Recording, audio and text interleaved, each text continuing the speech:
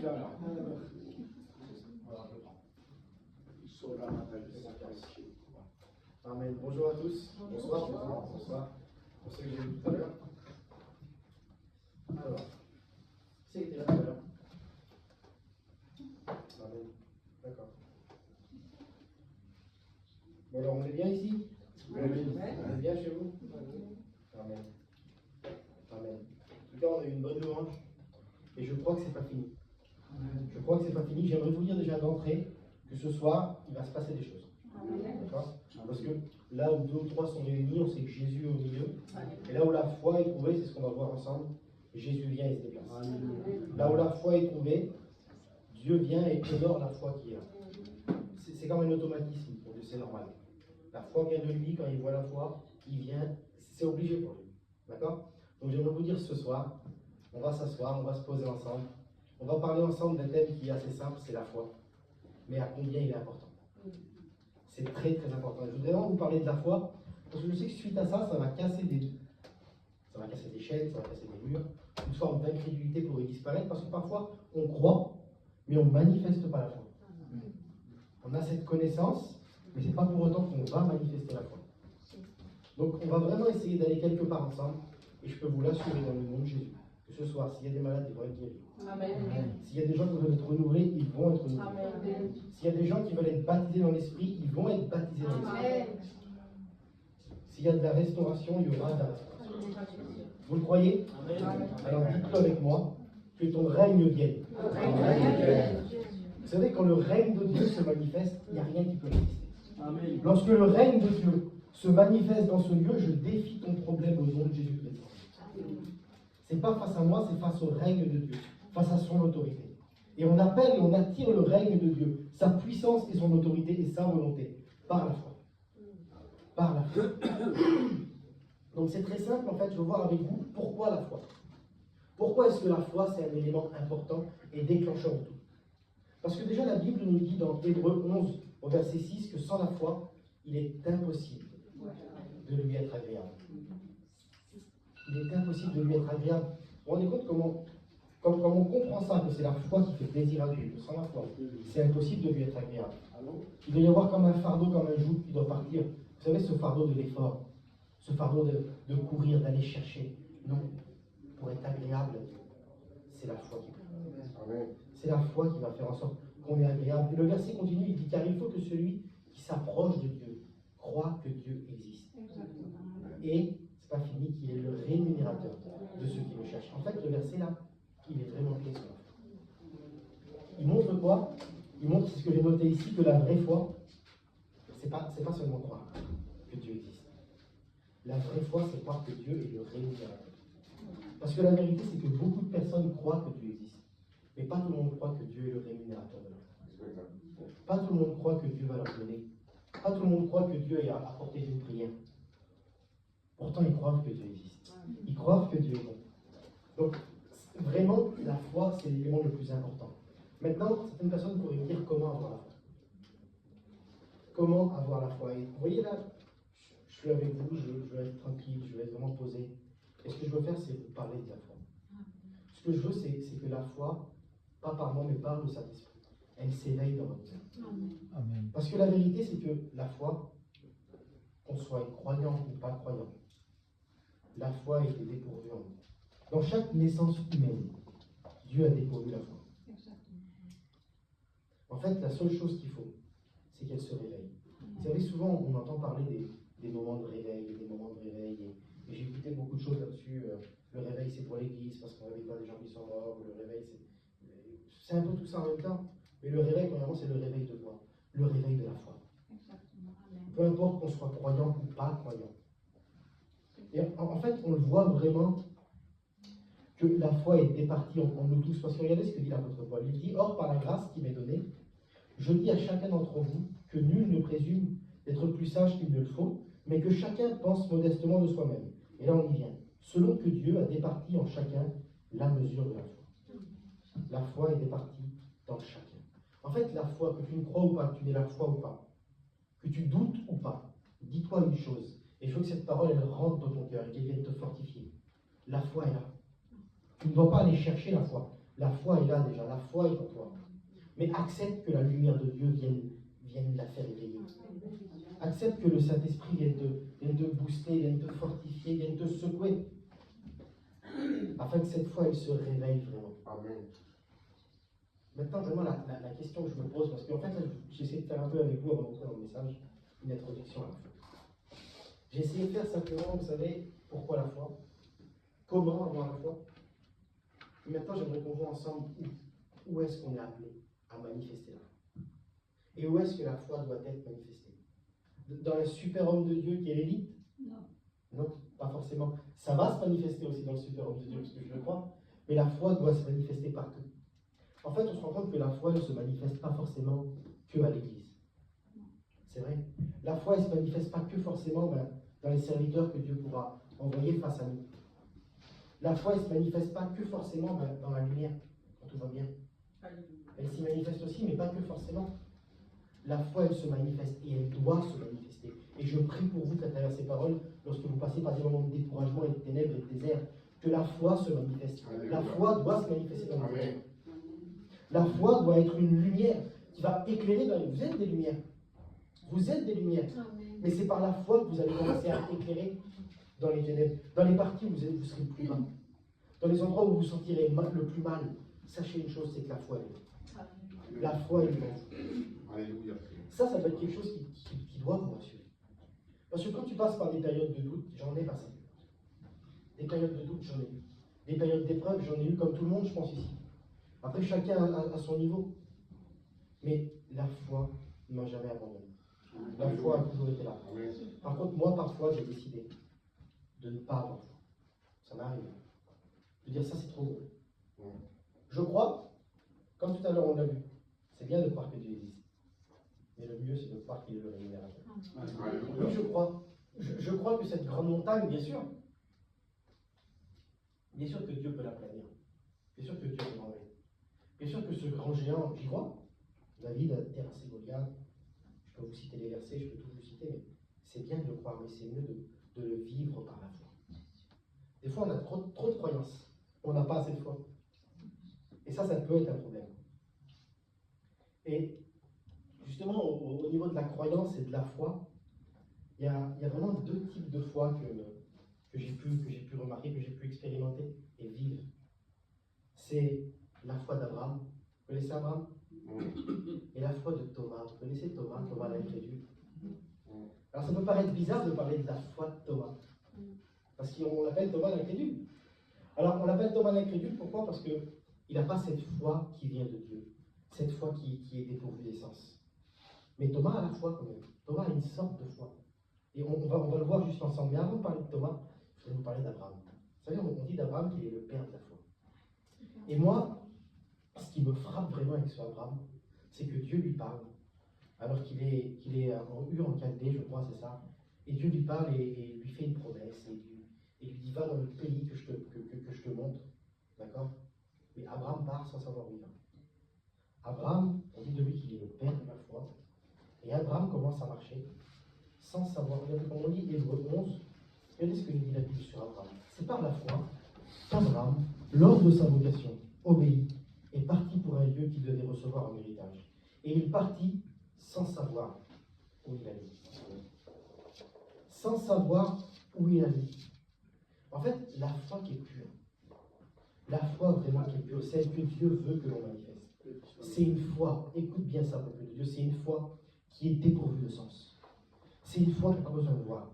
C'est une foi qui n'a pas besoin de toucher. Abraham ne savait pas où il allait. Mais Abraham eut foi et Abraham partit. Donc c'est vraiment ce type de foi qui est pur. Abraham, il n'avait pas besoin de savoir, alors que Thomas, lui, vous le savez, c'est pas la peine de le blâmer parce qu'on l'a tous fait. Mais Thomas, il avait besoin de voir, de percevoir, de sentir, de toucher. Je vais vous lire quand même ce texte qui est dans Jean 20. Regardez, la Bible nous dit ça. Les autres disciples lui dirent donc, nous avons vu le Seigneur. Mais il leur dit, si je ne vois dans ses mains la marque des pieds, il faut qu'il voie. Et si je mets mon doigt dans la marque des pieds, il faut qu'il touche. Si je passerai aussi ma main dans son côté. En fait, c'est ce qu'il a besoin pour croire. Alors, oui, c'est vrai, il est incrédule. Mais il manifeste une fois à ce moment-là. Une fois qu'on a peut-être même tous un jour manifesté. Je l'ai manifesté aussi cette fois. J'ai besoin de voir. J'ai besoin de savoir. D'accord, Seigneur, c'est vrai, tu guéris. Ok. Mais j'ai encore mal. Alors finalement, tu guéris pas. Seigneur, c'est vrai, tu sauves. Jésus, tu sauves, d'accord. Ça, je l'ai vécu, croyez-moi. Jésus, tu sauves, d'accord. Je te fais confiance, Seigneur. Je te donne ma vie, je te donne tout. Mais dans mon cœur, je ne me sens toujours pas sauvé. Dans ma vie, je suis plein de culpabilité. Je suis attaqué par les ténèbres, je me sens mal. Donc, je ne me sens pas sauvé. En fait, je laisse ce que je ressens me définir. Alors que ce qui doit définir ma vie, premièrement, c'est la parole de Dieu. Amen. Ce n'est pas mes sentiments. Je suis sauvé, pourquoi? Parce que la Bible dit simplement que celui qui croit en Jésus est sauvé. Je suis guéri, pourquoi? Parce que la Bible dit simplement que Jésus, sur la croix, il y a 2000 ans, a déjà porté par ses meurtrissures ma guérison. Amen. C'est pour ça que je suis guéri. Je suis restauré, je suis épanoui. Pourquoi? Parce que là où Adam avait échoué, je sais que Jésus-Christ, celui en qui je suis positionné, lui, il a réussi. Amen. Il a réussi quand? Plus tard? Non, il a réussi déjà il y a 2000 ans. Écoute-moi bien, ton problème, ton besoin, je ne sais pas c'est quoi. Jésus le sait. Mais Jésus a déjà pourvu il y a 2000 ans sur la croix pour ton besoin. En fait, cette assurance qu'on a dans la foi, elle nous amène à aller plus loin. Parce que si je sais qu'il y a 2000 ans, il avait déjà payé pour ma maladie que j'ai aujourd'hui, ou pour mon problème, pour mon besoin que j'ai aujourd'hui, je sais que dans 5 ans, ce nouveau problème qui se présentera à moi, mais il aura déjà payé aussi. En fait, ça nous permet de voir plus loin. La foi, c'est vraiment un appui solide qui nous permet de nous abandonner. La foi, c'est vraiment un appui solide qui nous permet de pouvoir adorer, de pouvoir louer. Regardez, le texte tout à l'heure qu'on a vu ensemble d'Abraham, il dit c'est par la foi qu'Abraham obéit. Amen. C'est-à-dire que même l'obéissance, qui vaut mieux que tous les sacrifices. Vous connaissez ce texte? C'est vrai, l'obéissance vaut mieux que tous les sacrifices. Même l'obéissance, l'élément déclencheur de l'obéissance, ça va être la foi. Amen. C'est par la foi qu'Abraham a obéi. Et pourquoi je vous ai parlé d'Abraham et de Thomas? Parce que vous savez que la Bible dit de nous qu'on est héritier. Héritier d'Abraham. On est fils d'Abraham dans la foi, héritier d'Abraham. Héritier des promesses que Dieu avait faites à Abraham. Parce qu'aujourd'hui, on est en Jésus-Christ. Et donc, du coup, je voudrais vous poser cette question. Parce que ça, je le vois, je l'ai vécu et je le vois encore aujourd'hui. Autour de moi, parfois, quand les gens viennent et qu'ils ont besoin de prière, ben, ils se placent plus dans la foi de Thomas que dans la foi d'Abraham. Vous voyez, des fois, il y a des gens qui viennent vers moi, ils ont besoin de guérison, ils ont besoin de peu importe, et ils me disent, tu peux prier pour moi, je ne me sens pas bien, d'accord. Je prie pour eux, et finalement, ils sont comme dégoûtés, même pas pour eux, mais pour moi. Vous savez, ils me disent, je suis désolé, j'ai rien senti. En fait, on n'est pas dans les sentiments.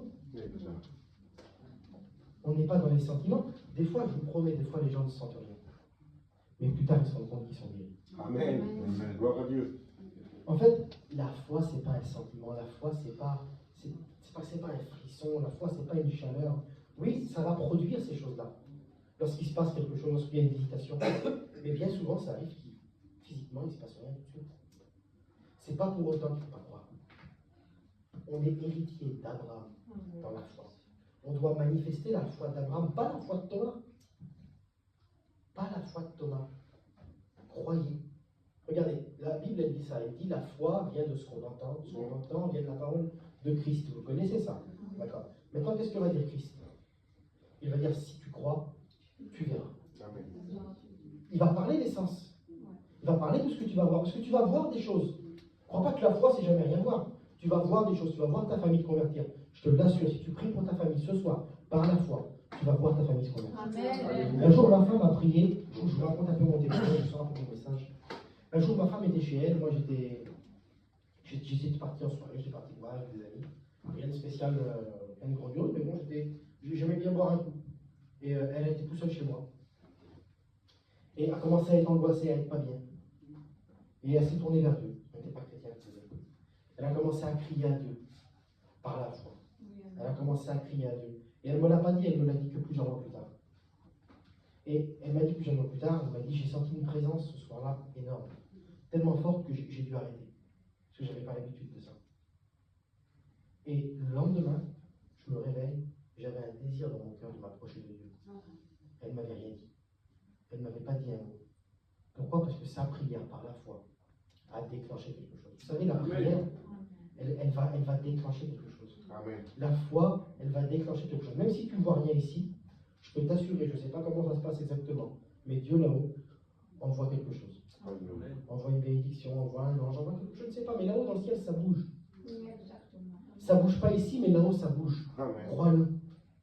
La foi, ce n'est pas forcément non plus crier, sauter, taper des mains. C'est bien tout ça. S'agiter, c'est bien. Mais parfois, c'est bien aussi de s'opposer. Amen. Amen. De se poser et de dire, ok, j'ai la foi. J'ai la foi et j'y vais. Et j'attire à moi. Vous savez, il y a plusieurs types de prières. Il y a ce type de prière où vous allez parler à Dieu. Mais après, lorsque vous rentrez dans la foi, il y a ce type de prière où tu sais que tu es positionné en Jésus-Christ. Et tu n'es plus là à faire cette prière de haut en bas, mais c'est comme si que tu es en haut, tu commences à parler. Tu commences à parler au problème, tu commences à parler à l'image de Jésus. Il nous a dit, vous parlerez à la montagne. Vous savez, dans la barque, ce que Jésus a reproché, c'est pas qu'on l'a réveillé. Hein. Ce que Jésus a reproché, c'est l'incrédulité.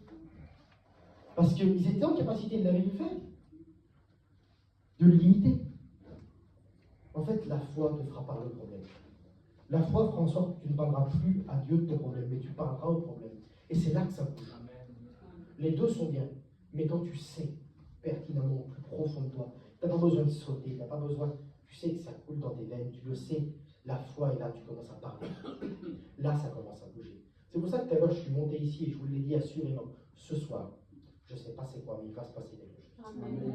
Je ne sais pas, tu as besoin de quoi, mais il va se passer quelque chose. Amen. On est ensemble, mais Jésus est là. Et c'est parce qu'on est ensemble que Jésus est là. Et c'est parce qu'on a la foi que Dieu va se manifester. Amen. Vous savez, on dit souvent Dieu est souverain, Dieu est souverain. Il fera ce qu'il veut, il fera ce qu'il veut. Oui, Dieu est souverain. Oui, Dieu fait ce qu'il veut. Mais la Bible dit cela. Elle dit que les cieux des cieux appartiennent à l'Éternel, mais qu'il a donné la terre aux hommes. Donc, finalement, oui, Dieu fait ce qu'il veut. Mais sans ton accord, il ne fera pas ce qu'il veut. Si quelqu'un n'intercède pas pour toi, si quelqu'un ne permet pas à Dieu par la foi de venir agir, ou si tu ne permets pas à Dieu de venir agir par la foi, il ne fera pas ce qu'il veut. Il sera comme bloqué. Donc ce soir, est-ce que vous le voulez avec moi? Est-ce que vous avez la foi? Amen. Vous avez vu qu'elle était déjà en vous, elle est éveillée, mais je crois qu'elle va s'éveiller encore plus. Je crois que ce soir, on va passer un palier en plus dans la foi.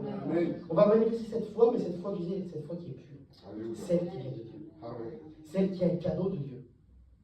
Et vous savez, on a vu la foi dans les sens, et la foi qui est... Je vais encore un petit peu. On va se poser dans le temps.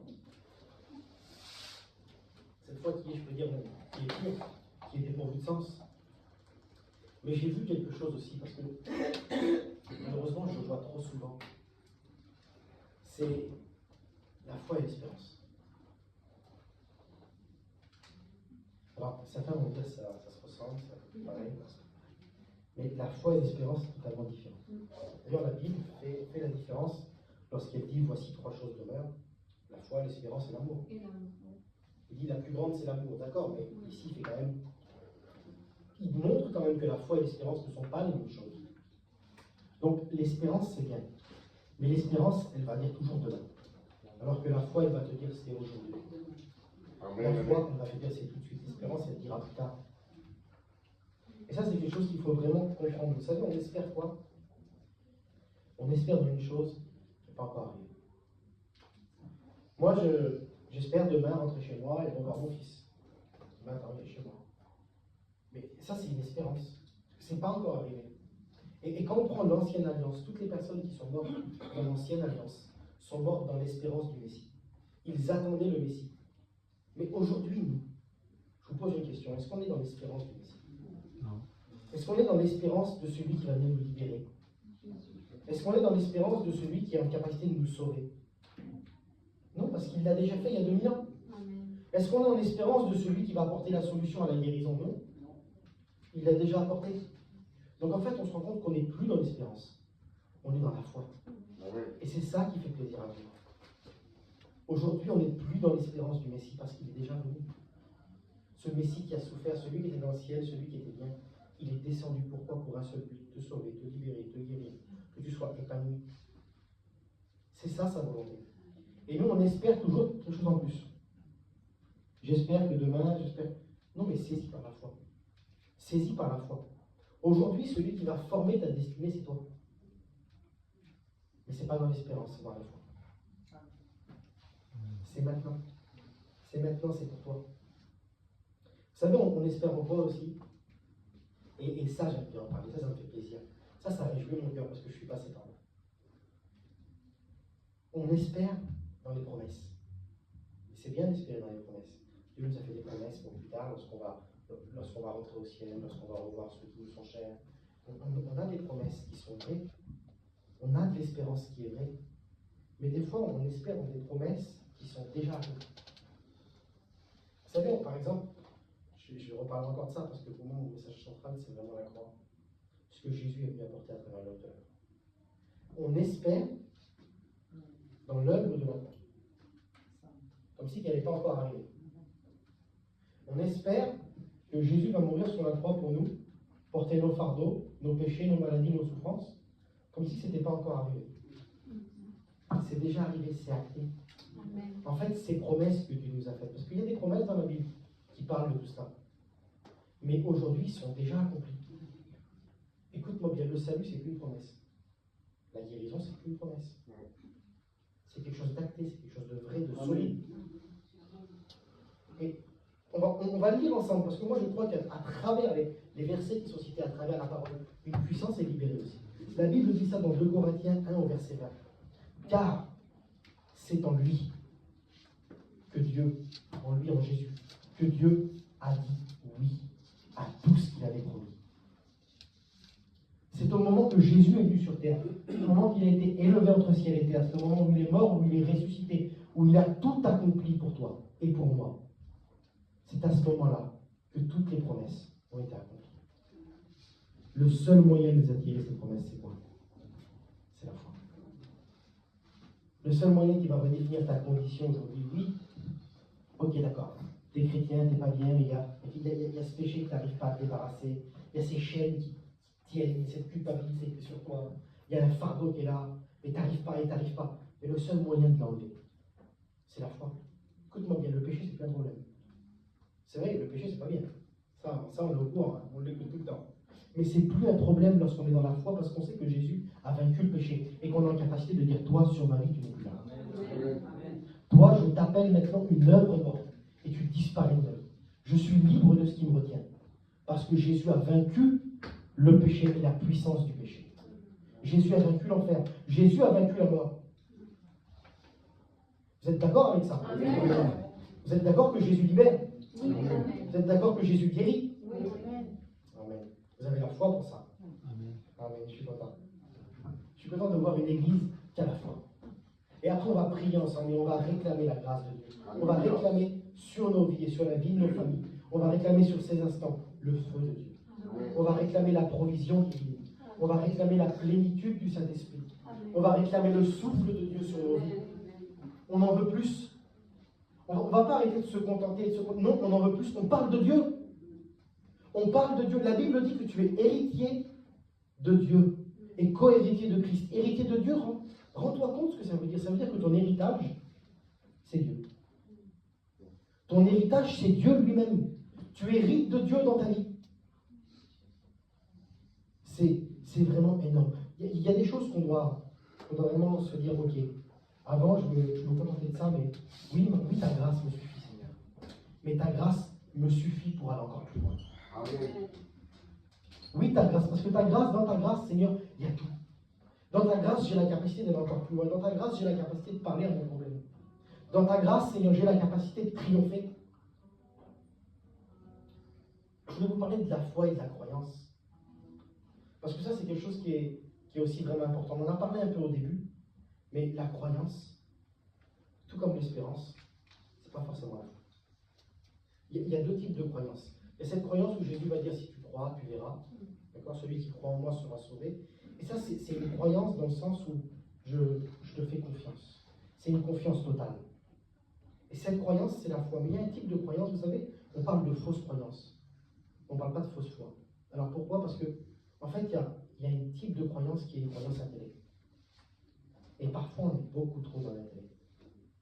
On sait, on connaît, je sais. Oui, mais en pratique.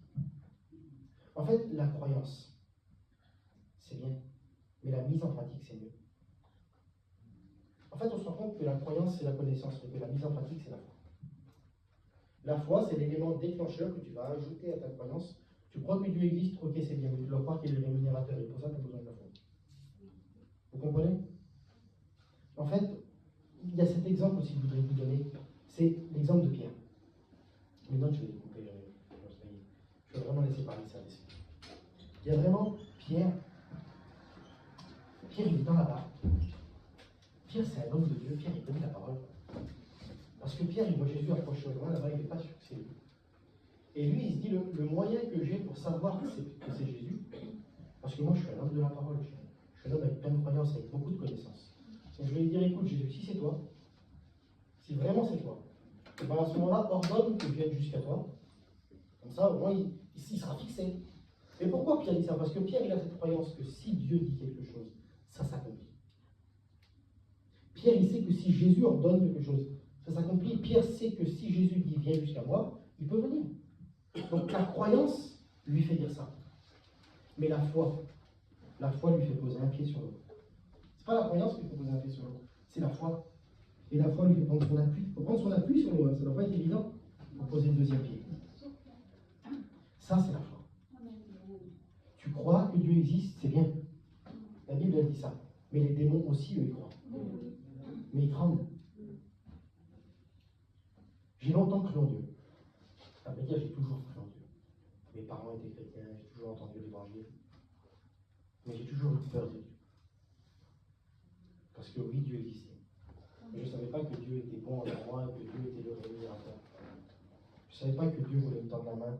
Je ne savais pas que Dieu, alors que j'étais déjà pécheur, m'aimait déjà. Je ne savais pas que, alors que j'étais déjà pécheur, Dieu avait déjà donné son Fils. En fait, je ne suis pas rejeté, je suis aimé. Je ne suis pas rejeté, je suis aimé. Alors que je ne le méritais pas déjà. Dieu a donné ce qu'il avait de plus cher. Donc, à combien plus forte raison aujourd'hui, toi qui appartiens à Christ ou toi qui n'appartiens pas à Jésus-Christ? Et je prie vraiment que la foi s'éveille dans ton cœur à ce moment-là. Tu peux recevoir. Tu peux recevoir grâce par grâce.